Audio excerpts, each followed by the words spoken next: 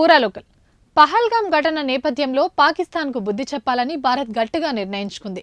భారత్ పైకి తరచూ టెర్రరిస్టులను ఉసిగొల్పుతున్న పాకిస్తాన్కు సింధు జలాల ఒప్పందం రద్దు నిర్ణయం పెద్ద దెబ్బేనని విశ్లేషకులు చెబుతున్నారు. తాజాగా పహల్గామ్లో అత్యంత క్రూరమైన రీతిలో టెర్రర్ అటాక్కు ఊతమందించిన దాయాది దేశం భారత్ వాటర్ దెబ్బతో మరింత తీవ్ర సంక్షోభంలోకి కూరుకుపోయే అవకాశాలుంటున్నాయంటున్నారు. అసలింతకీ ఏంటా ఒప్పందం? భారత్ దీన్ని రద్దు చేసుకుంటే పాక్కు వచ్చే నష్టమేంటో చూద్దాం. సింధు నది టిబెట్లో పుట్టి భారత్ పాక్ మీదుగా 3180 కిలోమీటర్లు ప్రయాణించి అరేబియా సముద్రంలో కలుస్తుంది. ఈ నదిలో ప్రధానంగా 6 ఉపనదులు కలుస్తుంటాయి. అయితే దేశ విభజన తర్వాత సింధు జలాల నిర్వహణపై భారత్ పాక్ మధ్య ప్రాజెక్టులు కట్టడం, నీటిని వాడుకోవడం ఇతర విషయాల్లో వివాదాలు వచ్చాయి.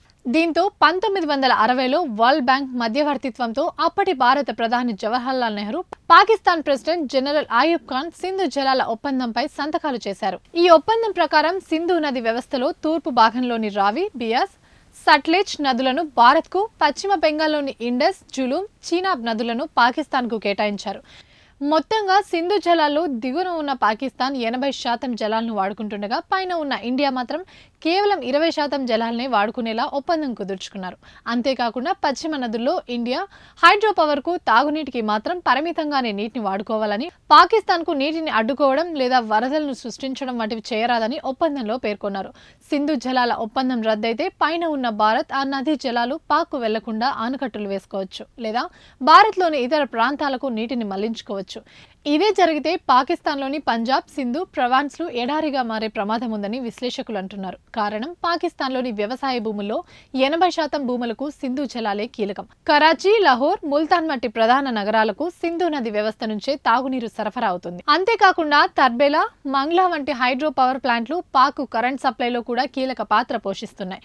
సింధు జలాల ఒప్పందం నుండి వైతొలుగుతున్నట్లు భారత్ ప్రకటించినా ఇది అనుకున్నంత ఈజీగా ఉండబోదని విశ్లేషకులు అంటున్నారు. ఇది అంతర్జాతీయ ఒప్పందం కావడంతో పాటు వరల్డ్ బ్యాంక్ మధ్యవర్తిత్వం ఉన్నందున భారత్కు దౌత్య, న్యాయపరమైన అడ్డంకులు ఎదురవుతాయని చెప్తున్నారు.